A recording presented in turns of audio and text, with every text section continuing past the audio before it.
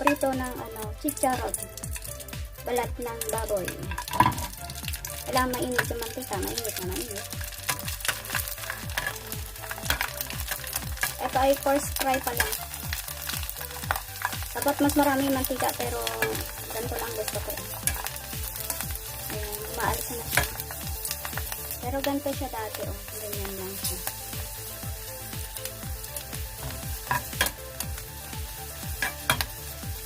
First fry. So, ito yung hindi pa siya na-fry na balat. Tapos, ito yung first fry ko. Tapos, ito na yung na-fry ko na ang second. Kaya pwede na itong kainin. Malutong-lutong na yan. Ayan.